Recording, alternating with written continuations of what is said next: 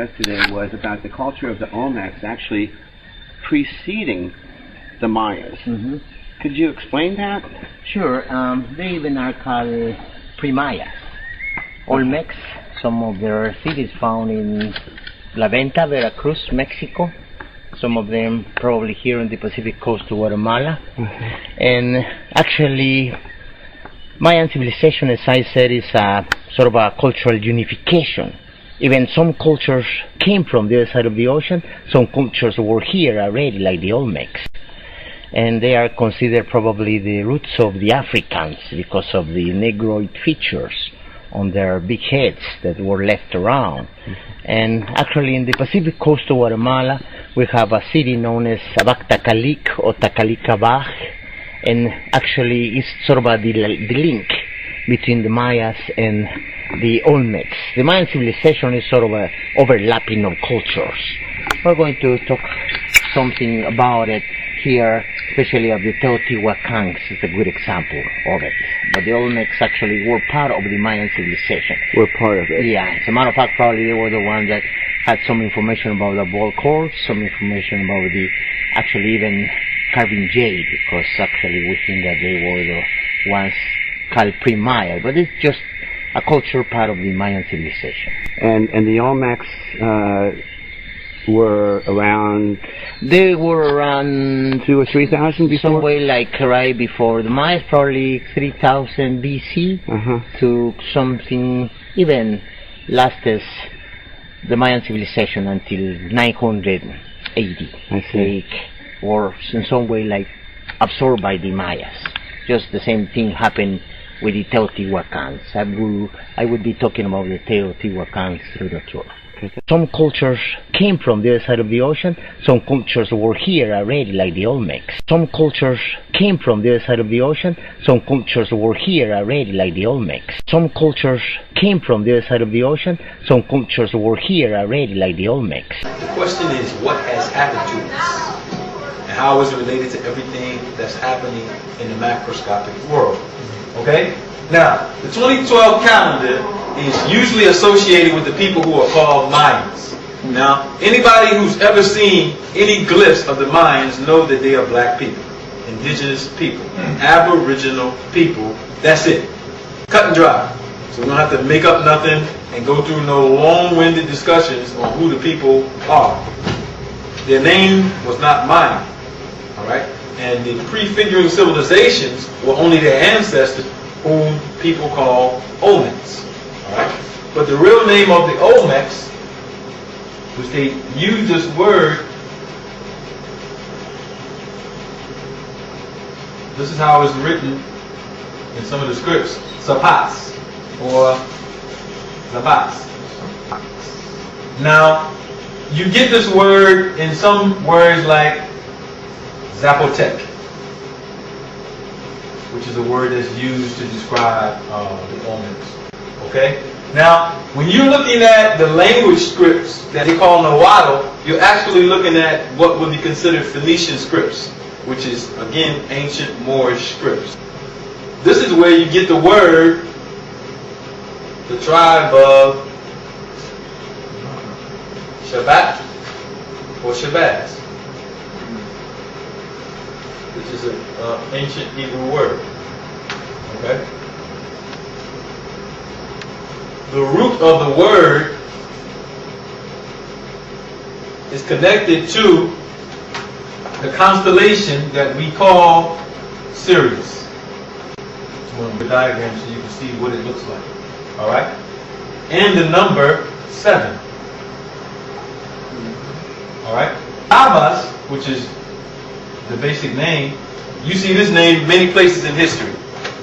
For instance, Prophet Muhammad was called a Sabi. The word that was used to describe his people were Sabi or Sabians.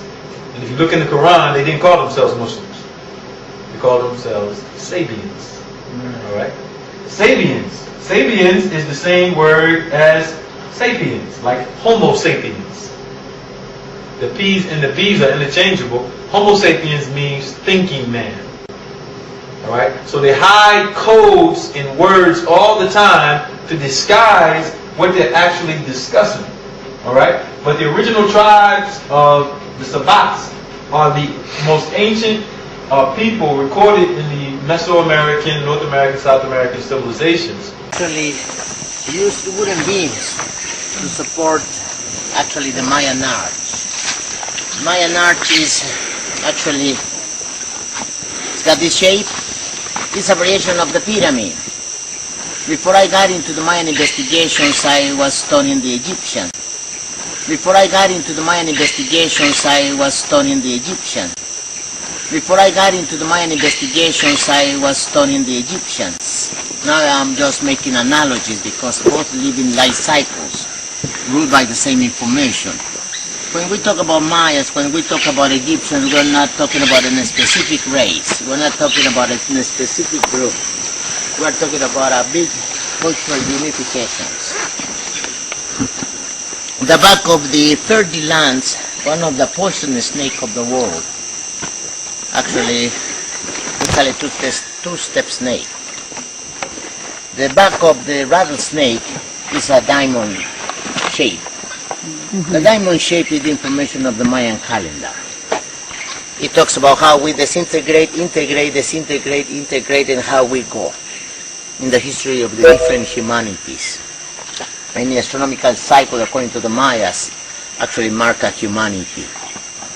When the president of Bolivia came to Guatemala, our indigenous people gave him the fifth sun.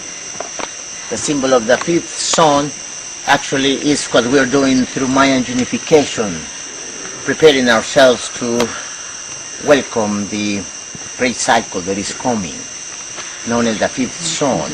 Maya declared themselves as the third humanity, where the fourth humanity is just about to end, to get into the fifth humanity. Every humanity actually is represented in the Mayan civilization as a sun. So where does Egyptians come in with that? It's gotta actually be some sun. And the humanity before the Mayans? Yeah. The Book of Mormon said that the same people that built the pyramids of Egypt and Tower of Babel is the same people that built the temples of the Mayan civilization. They use the same techniques. So the point is, when I studied the Egyptians, actually I had to do some experiments because for me I cannot explain anything without the use of the concept of energies. Concept we lost, we twist, especially by the invention of the machines. Einstein said it before. Einstein said technology is going to go beyond humanity. We gave our power to the machines, whereby depending so much on the machines, actually we are becoming useless and useless. In the way that actually we trust more a piece of metal with wires than ourselves. That's how we gave our power to the machines. These people, the whole mystery of the Mayas is how they were balancing negative energy. With the use of the temples, the use of the principles of the pyramids, and the use of the crystals, such as jade. Actually, if you see jade in a microscope, you will see the molecular pyramidal structure. It does the same thing, multiply the cosmic energy. The temple is one of the most important temples on the planet in Tikal, which they call Yas Mutel, or Mutel. The people who built it facing west on the same grid, latitude, and longitude of the pyramids that are underwater in Mu, which we're going to show you. The temple was orientated to the temple they call the Mount of Meru, which we call the Great Pyramid. The steps are 96 steps on this temple, and it's facing on the same latitude and longitude as the temple in Mu, the last temple in Mu that sank. Why? Who built this and what were they trying to communicate? They were trying to communicate the global civilization that existed prior to this time period. Not only that, this temple is 144 feet tall. 96 steps are there because we used what we call geodetics. Don't get scared. The Great Pyramid was the prime meridian, so you count your longitude and latitude from there instead of from London. And what you'll find out is if you go 96 degrees east of Giza, you get to the pyramids underwater that this pyramid is pointing to. So the Maya knew to build the temple based on the ancient system and to encode it, because you can't write this stuff down. You have to put this in monuments for people who can read it. Not only that, these steps, the temple that it is facing has a casing that's 65.5 feet wide. It's called the Temple of Jaguars 1 and 2. And the temple that is facing has a base of 65.5 feet. Do you know that right now in Ryukyu Island, right outside of Okinawa, that pyramid that's underwater that I'm about to show you, at this moment is 65 feet underwater. They matched it to the base of the pyramid because the temple is actually a calendar. It's a calendar for what you call the 2012 calendar. Now, our ancestors were so great, we have evidence of this, that they were able to see in what we call prophecy. In the esoteric realm, we call it the Akashic record, which SETI was trying to make fun of.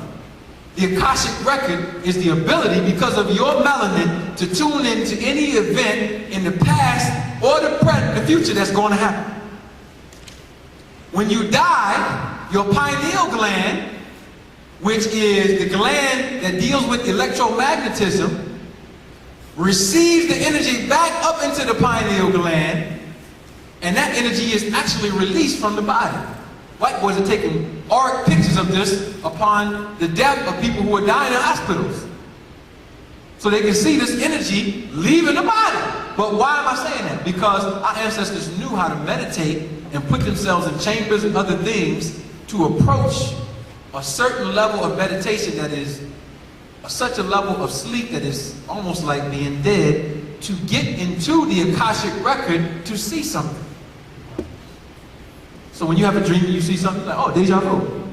That's your body having the ability to calculate on moments in the future, in the past, sideways, up, down. But our ancestors knew those techniques. They made this pyramid because they knew at this time we were about to go through some of the same things worldwide that happened during that time.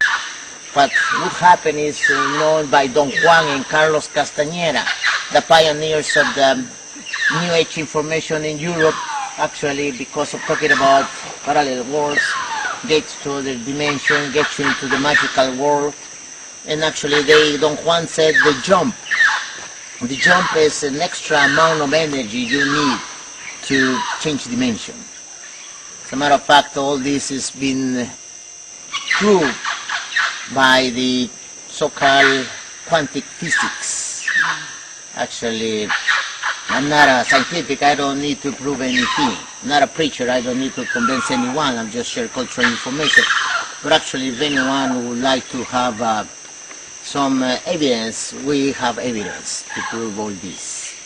It's a scientific work being done to actually even prove how we can do the jump, change dimension. Even when we talk about the 2012, actually it's known in the world as the quantum jump. And it's in the Bible, True Revelation talks about all this too. Actually it's known in the world as the quantum jump. And it's in the Bible, True Revelation talks about all this too. Actually it's known in the world as the quantum jump.